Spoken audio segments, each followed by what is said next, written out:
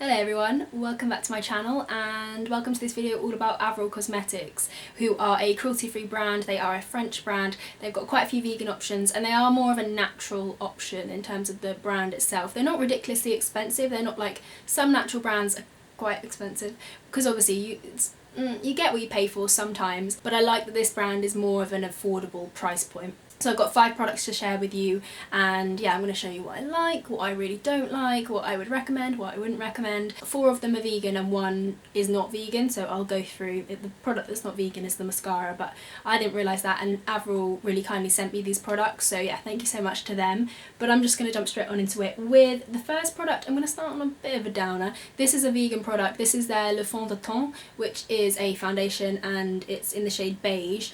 And I don't like this, I have to admit. It's okay, let's talk pros. It's vegan as a pro.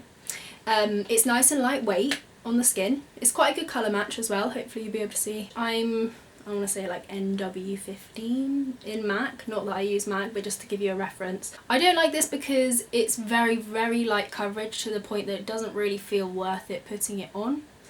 It's kind of like the Glossier skin tint. If you like the skin tints from Glossier, that kind of look, you might like this. I personally think that kind of product is a bit pointless. I think like I might as well just wear a moisturiser that has hydrating, you know, and beneficial properties in terms of skincare, and then just use a concealer where I need it, like a high coverage concealer. I think putting this all over my face when it doesn't really give any coverage, it's a bit pointless. But that's just my humble opinion. I know this kind of look is quite...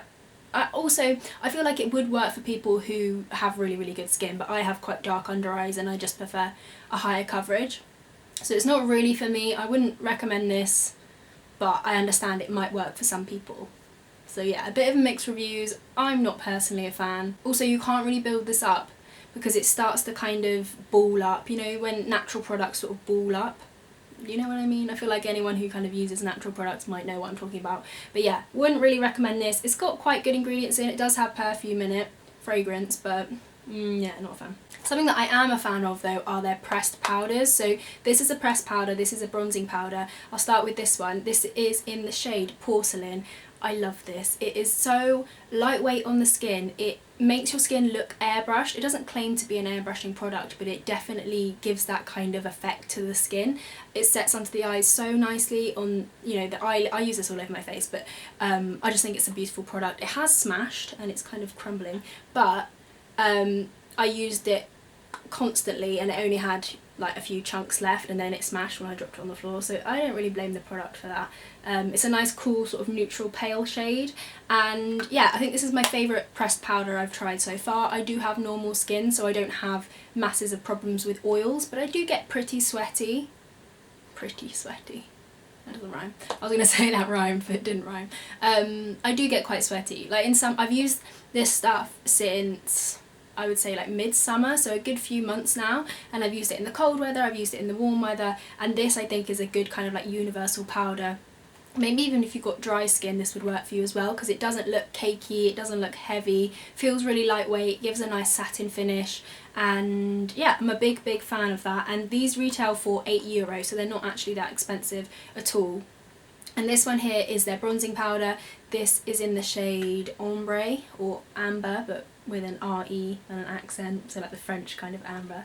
And I love this. It is very light. Like if you want something that's going to give you an intense bronze, this is probably not for you, but as you can see, I'm quite fair, and this works really, really well. It kind of reminds me of the, what is that brand? Physicians Formula butter bronzer, which I got in summer and I do really like, but this I think blends a bit better. It's a bit less buttery to the touch, but for some reason it sits a bit nicer on the skin, and yeah, I love the shade. I don't think they go very deep in their bronzers. I think they do one shade darker than this, which I think is like camel or caramel. So yeah, that kind of sucks if that is the case, because not very inclusive, but yeah, I really like these. If you're pale, I would recommend both of these. I think they're really, really good products, and just the formulation feels really, really good. And another sort of powder product I love is their eyeshadow palette. I've mentioned these in a favourites video before, so sorry if I'm repeating myself, but this comes in a cardboard sort of container, but it is really, really sturdy, and it's their La Palette Nude. So they've got a nude palette and a smoky palette, and this is the nude one, obviously. And it opens up like that. You get 6 shades in this kind of matte black packaging. And it's a mixture of mattes and shimmers, so you've got 4 mattes and 2 shimmers, and I've used this to death. I think I'm just about to hit pan on this copper shade here. You get a matte cream, a matte white, matte brown, and then a darker brown, and then a shimmery brown and a sort of shimmery copper. If you want a palette that it has sort of more natural ingredients and will give you a really natural effect, I recommend this because it's so easy to use, and you do have there's a little bit of kickback to the powders. Let me see if I can show you. I don't know if it'll pick up on camera, but like if I dip my brush in, no, I don't think it'll pick up on camera, but there's a little bit of kickback on the actual palette, but I find the fallout to this is minimal, and the fact that it is a little bit more powdery. It's not powdery because they're very, very smooth, but the fact that they've got a little bit of like softness to them, they're not really, really hard press shadows, means that you can blend them really, really easily. I think these wear really well throughout the day. I think you can do nice sort of daytime looks, but you can also do quite a dark, grungy look. Not too dark. They're not super intense. They are more natural looking, slightly sheerer shadows. They remind me a little bit of a softer version of the Antonym shadows. I love these though. I think this is like me in a palette. I love these kind of shades. I think they work really well. This shade works well in the eyebrows as well. It's very soft, it lasts really well, and yeah, I'm a huge fan of this palette, and it's really lightweight and great for travel as well. It retails for like €19 I think, so it's not actually that expensive. It's about, that's £15 I think, £16. So considering how much I've used this and how much is left, I'm really impressed with that price. I think it's good value for money. And then last but not least, the mascara that I mentioned that's not vegan, unfortunately. This is their Le Mascara in the shade Noir, and annoyingly I do actually quite like the formula of this, so obviously I wouldn't buy it myself, but I thought I'd mention it to you guys just in case there's anyone who shops cruelty free and natural but not necessarily vegan. I thought I would just give this a mention. It does give a very natural sort of fluttery lash. It's a bristle brush, not a plastic brush, but it does transfer ever so slightly, but not massively. I think like comparing it to the 100% pure maracuja oil mascara, that one transfers quite a lot on me, but this one doesn't too much, only a little bit on my lower lash line if I wear it on my bottom lashes. I wish they would reformulate it to be vegan because it's got beeswax in, but you can't win them all. Can't win them all. But yes, those are 5 products from Avril, and my verdict on the brand overall is that I love their powder formula. It's like one of my favourite things I've discovered this year. Their powder formula is beautiful. Same with the eyeshadows. I think they're just, I love them. I'm a big, big fan. If you've got any products to recommend from Avril, because they do sort of single eyeshadows as well.